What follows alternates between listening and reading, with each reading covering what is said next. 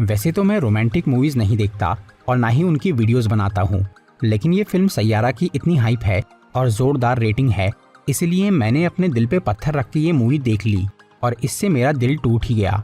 मतलब फिल्म बुरी नहीं है, बल्कि ये काफ़ी बढ़िया है और बहुत इमोशनल भी, जो कि अच्छों को रुला देंगी। और इस मूवी ने 4 दिन में ही 100 करोड़ की कमाई कर ली, इसीलिए मैंने सोचा कि मैं भी थोड़ा कमा लूँ। तो अगर आप इस इंटरेस्टिंग सी रोमांटिक फिल्म को समझना चाहते हैं तो ये वीडियो देखते रहिए। आज मैं सैयारा मूवी को शॉर्ट में एक्सप्लेन करूंगा, तो चलिए शुरू करते हैं।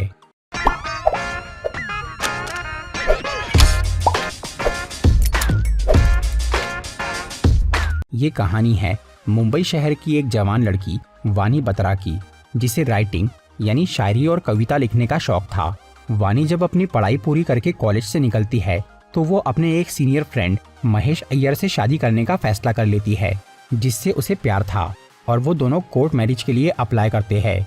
फिर जब शादी का दिन आता है तो वानी अपनी फैमिली के साथ कोर्ट पहुंच जाती है, लेकिन महेश वहां नहीं आता और वो वानी को कॉल करके बोलता है कि उसे किसी और से प्यार हो गया है, इसीलिए वो ये शादी नहीं करेगा। पर सच तो ये था कि महेश ने लालच में एक अमीर बाप की बेटी को पसंद कर लिया था, जिससे शादी करके वो एक कंपनी का मालिक बन जाता है। इधर वानी वो खबर सुन के बेहोश हो जाती है और फिर वो डिप्रेशन में चली जाती है, क्योंकि उसे महेश से बहुत प्यार था और उससे रिश्ता टूटने पर वानी को काफी बड़ा सदमा लगता है। इस तरह से 6 महीने बीत जाते हैं और वानी अपने सभी काम और शौक छोड़कर बस अपने कमरे में उदास पड़ी रहती है। लेकिन फिर उसके माँ बाप उसे काफी समझाते हैं और वानी को जॉब करने के लिए मोटिवेट करते हैं ताकि उसका दर्द कम हो सके। तब वो काफी मुश्किल से अपने घर से बाहर निकलती है और एक सोशल मीडिया कंपनी में राइटिंग की जॉब के लिए अप्लाई करती है। फिर जब वानी इंटरव्यू के लिए उस कंपनी में जाती है तो वहाँ उसकी मुलाकात क्रिश कपूर नाम के एक लड़के से हो जाती है, जो कि एक म्यूजिशियन और सिंगर था।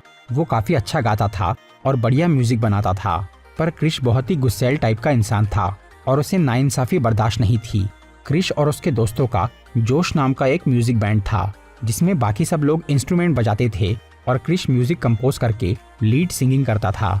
उनके ग्रुप में क्लियो नाम का एक अमीर लड़का था, जिसके पिता का एक रिकॉर्डिंग स्टूडियो था और जोश बैंड वाले अपने सभी गाने वहीं बनाते थे। फिर एक दिन उनका कोई सॉन्ग हिट हो जाता है तो क्लियो के पिता एक सोशल मीडिया कंपनी को उस बारे में आर्टिकल लिखने बोलते हैं, लेकिन वो कंपनी वाले उस आर्टिकल में बाकी मेंबर्स को छोड़ के सिर्फ क्लियो की ही तारीफ कर देते हैं। इससे गुस्सा होकर क्रिश वो कंपनी में जाता है और उस आर्टिकल के राइटर को थोड़ा पीट देता है। इसी बीच वो वहाँ वानी से भी टकरा जाता है और उसकी एक डायरी देख लेता है जिसमें वानी अपनी शायरी लिखती थी। क्रिश को उसकी राइटिंग पसंद आ जाती है, फिर वो वहाँ से निकल जाता है। उधर उसके दोस्त इस तमाशे से नाराज थे, इसलिए क्रिश गुस्से में अपना बैंड और दोस्तों को छोड़ देता है। बस उसका एक दोस्त केवी उसके साथ था, जो कि मैनेजमेंट संभालता था। फिर क्रिश अकेले ही एक शो परफॉर्म करता है, जो कि काफी हिट होता है, इसलिए केवी उसके पास एक ऑफर लाता है जिसमें प्रिंस नाम के एक बड़े सिंगर को कोई नए तरह का गाना चाहिए था। इसके लिए उसने कई जवान बैंड वालों को अपने ऑफिस में बुलाया था। क्रिश वहां जाता है और इत्तेफाक से उसी जगह पे वानी भी आती है, जो कि प्रिंस का इंटरव्यू लेने आई थी। फिर वहां पे क्रिश वानी की डायरी की एक कविता से एक गाना बना देता है, जो कि प्रिंस को पसंद आ जाता है। तब क्रिश वानी के साथ मिलकर प्रिंस से ये सौदा करता है कि वो दोनों उसे एक गाना बनाकर देंगे और बदले में वो उन्हें पैसे और प्रमोशन देगा। ये डील फाइनल हो जाती है, लेकिन इसमें प्रॉब्लम ये थी कि वानी ने अपने डिप्रेशन की वजह से वो पोएम का आधा पेज फाड़ दिया था और अब उसे वो लिरिक्स याद नहीं आ रहे थे। ऊपर से वो उदासी के मारे कुछ नया लिख नहीं पा रही थी। तब क्रिश उसे थोड़ा घुमाता फिराता है और खुश करता है। इससे वानी अपना गम भूलने लगती है और उसकी क्रिएटिविटी जाग जाती है। तब वो उस कविता को पूरा कर देती है, जिसे क्रिश एक बढ़िया गाना बना देता है। सब कुछ काफी अच्छा चल रहा था, लेकिन तभी वानी के सामने क्रिश का ऐसा अतीत आता है जिसने उसे काफी कठोर बना दिया था और उससे वो आज भी परेशान था। असल में क्रिश की माँ उसके बचपन में ही मर गई थी, जिससे उसका पिता दुखी होकर एक शराबी बन गया था। इसकी वजह से क्रिश ने अपना बचपन बहुत मुश्किल से काटा। ऊपर से आज भी उसका बाप पी के हंगामा करता रहता था, जिससे पुलिस वाले क्रिश को डांटते थे कि वो अपने बाप को संभाल नहीं रहा है। इसीलिए वो एक दिन अपने पिता पे बहुत गुस्सा करता है और फिर सबसे दूर चला जाता है। तब वानी क्रिश से मिलती है और उसे बोलती है कि जैसे उसने उसकी मदद की, वैसे ही वो भी उसकी मदद करना चाहती है, जिसके लिए क्रिश राजी हो जाता है। और वो अपने पिता को माफ करके उन्हें वानी के साथ एक अल्कोहल रिहैब सेंटर में एडमिट कर देता है। लेकिन उस जगह की फीस बहुत ज़्यादा थी। तब क्रिश पैसों के लिए अपना नया सॉन्ग, जो कि वो प्रिंस के साथ कोलैबोरेट करके बना रहा था, उसका पूरा कॉपीराइट प्रिंस को दे देता है। इससे उसे ज़्यादा पैसे मिल जाते हैं। लेकिन क्रिश का कोई नाम नहीं होता और उसका स्टार बनने का सपना अधूरा रह जाता है। इसी बीच वानी और क्रिश को एक दूसरे से प्यार हो गया था।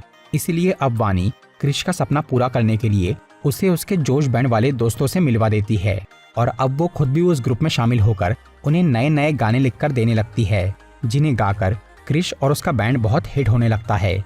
लेकिन फिर एक दिन वानी के घर वाले उसे क्रिश के साथ देख लेते हैं और उन्हें ये डर लग जाता है कि फिर से कोई लड़का उनकी बेटी के साथ टाइम पास कर रहा है, जो उसे बाद में धोखा देगा।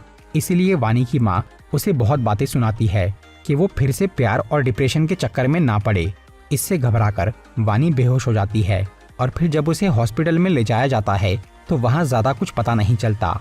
इसीलिए वो डॉक्टर्स उसे न्यूरोलॉजिस्ट यानी दिमाग के स्पेशलिस्ट के पास जाने बोलते हैं। इसी दौरान क्रिश को काम के लिए एक दूसरे शहर जाना था, जहाँ पहुँचते ही कई सारे फैंस क्रिश को घेर लेते हैं, क्योंकि उसके गाने हर जगह वायरल हो गए थे और इसी वजह से जोश बैंड वालों को कई बड़ी कंपनी साइन कर लेती है। इस सब के लिए क्रिश वानी को जिम्मेदार मानता है, क्योंकि उसने ना सिर्फ उन्हें बढ़िया गाने लिखकर दिए थे, बल्कि उसने क्रिश की कमियों को दूर किया और उसे प्यार देकर एक अच्छा इंसान बनाया। दूसरी तरफ जब वानी अपने ब्रेन का टेस्ट करवाती है तो उससे पता चलता है कि उसे अल्जाइमर्स डिजीज है, यानी याददाश्त जाने की बीमारी, जो कि अक्सर बूढ़े लोगों को होती है और बहुत ही रेयर केस में जवान लोगों को। और ये बीमारी वानी को अपनी शादी टूटने के सदमे से हो गई थी, जिससे वो पहले छोटी मोटी चीज़ें भूलने लगी थी, पर अब ये प्रॉब्लम बढ़ रही थी और वानी को बड़ी घटनाएं भी याद नहीं रह रही थी और आगे चलकर उसे पास्ट और प्रेजेंट में भी कन्फ्यूजन होने वाला था। इस बीमारी का कोई इलाज नहीं था और डॉक्टर का कहना था कि वानी एक दिन खुद को और सबको भूल जाएंगी, जिससे उसे बहुत दुख होता है। फिर जब क्रिश वापस मुंबई आता है तो वानी उसे अपनी बीमारी के बारे में बताने की कोशिश करती है, लेकिन उसे मौका नहीं मिल पाता। तब वो इस बात को छुपा लेती है ताकि क्रिश अपने काम से भटके ना। इसके बाद वानी की जिंदगी में वही आदमी वापस आ जाता है जिससे उसकी शादी टूटी थी। असल में महेश अय्यर वानी की सोशल मीडिया कंपनी के साथ मिलकर कोई काम कर रहा था, पर उसे देखकर वानी का पुराना जख्म हरा हो जाता है। इससे उसकी बीमारी पे बुरा असर पड़ता है और अब वो बहुत कुछ भूलने लगती है। फिर एक दिन क्रिश एक शो के लिए दूसरे शहर में जा रहा था। उसी टाइम पे वानी अपनी कंपनी की तरफ से महेश की एक पार्टी में जाती है और वहाँ वो अपनी याददाश्त खोकर अतीत में पहुँच जाती है, जिससे उसे लगता है कि महेश और उसकी शादी होने वाली है। इसीलिए वो उस बारे में बात करना चालू करती है, लेकिन महेश को लगता है कि वानी मजाक कर रही है, इसलिए वो उस पर हंस देता है। तब वानी बहुत गुस्सा हो जाती है और उस पार्टी में तमाशा करने लगती है, जिसकी वजह से उसे वहाँ से भगा दिया जाता है। पर वानी का फ़ोन और बैग वहीं छूट गया था। फिर जब क्रिश उसे कॉल करता है तो उस पार्टी का एक वर्कर उसे वानी की हरकत बता देता है। ये सुनकर क्रिश अपनी फ्लाइट छोड़कर वहाँ आ जाता है और वो वानी के बैग में उसकी मेडिकल रिपोर्ट देख लेता है, जिससे उसे वो बीमारी का पता चल जाता है। उधर वानी सबसे दूर अकेले एक ग्राउंड पे थी। उसे अब समझ में आ गया था कि उसने वो पार्टी में क्या गड़बड़ की है। फिर क्रिश वहाँ आता है तो वानी उसे खुद से दूर जाने बोलती है ताकि उसकी वजह से उसका करियर बर्बाद ना हो। लेकिन क्रिश को उसकी बीमारी से कोई फर्क नहीं पड़ता, वो हर हाल में उसके साथ रहना चाहता था। फिर क्रिश और वानी के माँ बाप उसे वही न्यूरोलॉजिस्ट के पास लेकर जाते हैं, जो कि ये बताती है कि कैसे उस बीमारी को थोड़ा कंट्रोल किया जा सकता है। इसके लिए उन्हें वानी को एक अलग माहौल में स्ट्रेस से दूर रखना होगा और दवाइयों के साथ एक हेल्दी रूटीन फॉलो करना होगा। तब वानी के माँ बाप 2 महीने के लिए उसे कहीं ले जाने का सोचते हैं, लेकिन क्रिश ये काम खुद करने का फैसला करता है, क्योंकि अब वानी के माँ बाप उस पर भरोसा करने लग गए थे। फिर वो अपने सभी शोज कैंसिल करके वानी को शहर से दूर एक बीच हाउस पे रहने लेकर जाता है। वहाँ वो दोनों कुछ दिन तक बहुत एंजॉय करते हैं, लेकिन उधर क्रिश के बैंड को उसकी ज़रूरत थी, इसलिए वानी उसे अपना काम स्टार्ट करने बोलती है। तब एक दिन क्रिश एक कॉन्सर्ट के लिए जाता है और वानी भी उसके साथ आती है। उस जगह पे महेश अय्यर भी मौजूद था, क्योंकि वो शो उसी ने स्पॉन्सर किया था। फिर जब क्रिश स्टेज पे जाता है और वानी वहाँ महेश से मिलती है तो वो दोबारा अपने अतीत की यादों में लौट जाती है। इधर महेश को उसकी बीमारी के बारे में पता नहीं था और वो समझ रहा था कि वानी उसे आज भी पसंद करती है, इसीलिए वो उसका फायदा उठाने का सोचता है और वो वानी को एक कमरे में लेकर जाता है। दूसरी तरफ जब क्रिश को वानी कहीं नहीं दिखती तो वो अपना शो छोड़कर उस कमरे में आ जाता है और वो महेश को बहुत मारता है। लेकिन वानी अब तक अपने अतीत में ही थी और वो क्रिश को भी नहीं पहचान रही थी। इसीलिए जब वो उसे महेश को मारते हुए देखती है तो वो बहुत गुस्सा हो जाती है और क्रिश पे चाकू से हमला कर देती है। तब क्रिश उसे किसी तरह संभालता है और वही बीच हाउस पे लेकर जाता है। अगले दिन जब वानी को होश आता है तो उसे ये याद नहीं रहता कि उसने क्या किया है। फिर वहाँ क्रिश अपनी उदासी में एक म्यूजिक बनाता है और वानी को बोलता है कि उसने ये धुन अपने एक दोस्त के लिए बनाई है क्योंकि उसकी गर्लफ्रेंड उसे छोड़कर बहुत दूर जा रही है। तब वानी उसे ये कहती है कि वो उस म्यूजिक के लिए एक गाना लिख देंगी जिसे सुनकर उसके दोस्त की गर्लफ्रेंड वापस आ जाएंगी। इसके बाद क्रिश वहाँ से निकलकर अपने दोस्तों के पास जाता है और उन्हें बोलता है कि वो बैंड छोड़ रहा है क्योंकि उसे वानी के पास रहकर उसका ख्याल रखना है। इस पर उसके दोस्त बहुत नाराज होते हैं, लेकिन क्रिश अपना फैसला नहीं बदलता। फिर वो वापस उस बीच हाउस पे जाता है तो वहाँ उसे वानी नहीं मिलती। वो ना अपने घर पे थी और ना ही पूरे शहर में कहीं भी। वानी अकेले ही कहीं चली गई थी, पर जाने से पहले उसने क्रिश के लिए सैयारा नाम का एक गाना लिख दिया था जिसका मतलब होता है एक अकेला भटकता हुआ सितारा। क्रिश को वो कविता देखकर वानी की बात याद आती है कि उसे सुनकर उसके दोस्त की गर्लफ्रेंड वापस आ जाएंगी। इसलिए वो उस पे गाना बनाने का फैसला करता है। फिर क्रिश अपने दोस्तों के पास जाता है और उनके साथ मिलकर सैयारा गाना बनाता है और उसे हर जगह पहुंचाने का सोचता है ताकि वो सुनकर वानी वापस आ जाए। वो गाना जब तैयार होता है तो बहुत वायरल हो जाता है और क्रिश उससे एक सुपरस्टार बन जाता है। लेकिन वो खुश नहीं था क्योंकि वानी अब तक वापस नहीं आई थी। इसलिए क्रिश उस गाने को दुनिया भर में हर जगह तब तक गाने का ठान लेता है जब तक वानी मिल नहीं जाती। इस तरह से 1 साल बीत जाता है, लेकिन अभी तक वानी का कोई पता नहीं मिला था। फिर एक दिन क्रिश और उसके दोस्त अपना सबसे बड़ा शो करने के लिए लंदन में जाते हैं। तब वहाँ केवी एक स्टेडियम की स्क्रीन पर वो रील्स प्ले करना शुरू करता है जो उनके गाने पर बनाई गई थी। तभी उनमें से एक रील में उसे वानी दिख जाती है, जिसे देखकर क्रिश और सब लोग हैरान हो जाते हैं। फिर तलाश करने पर उन्हें पता चलता है कि वो रील मनाली की है।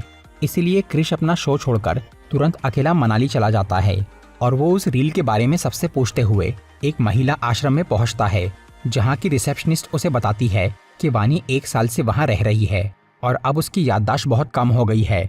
लेकिन उसने काफी टाइम पहले क्रिश के लिए एक लेटर लिख के रखा था। उस लेटर में वानी ने लिखा था कि जब उसे ये एहसास हुआ कि उसने महेश के चक्कर में क्रिश पे हमला किया तो उसे बहुत पछतावा हुआ और उसे लगा कि वो अपनी बीमारी की वजह से क्रिश की जिंदगी बर्बाद कर रही है। इसीलिए वो उसी दिन सब छोड़ के अकेले मनाली आ गई ताकि उससे दूर रहकर क्रिश सक्सेसफुल हो जाए। लेकिन वानी को ये उम्मीद थी कि एक दिन वो उसे ढूंढते हुए वहां जरूर आएगा। इसलिए जब उसकी याददाश्त थोड़ी ठीक थी तभी उसने क्रिश के लिए एक लेटर लिख दिया था। फिर वो पढ़ने के बाद क्रिश वहां वानी से मिलता है। तब क्रिश उसे आश्रम से दूर एक मैदान में लेकर जाता है और वहां अपनी पुरानी बातें और आदतों को रिपीट करता है, जिसे देखकर वानी को सब याद आ जाता है और वो दोनों एक हो जाते हैं। फिर क्रिश उसे वापस मुंबई ला लेता है जहां वानी का इलाज होता है और उसके लिए ऐसा शेड्यूल और चीजें बनाई जाती है जिससे उसे सब याद रहे। फिर वो दोनों शादी कर लेते हैं और क्रिश उसे अपने लंदन वाले शो में साथ ले जाता है और दुनिया को अपनी कामयाबी का राज बताता है। तो दोस्तों, ये था सैयारा मूवी का explanation.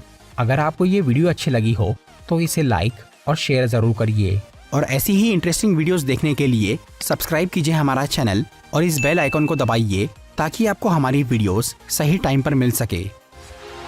Walking alone, the streets are empty. The only thing I can see is my own silhouette. I'm getting stronger, step by step. The clock is ticking, but there's no time for me.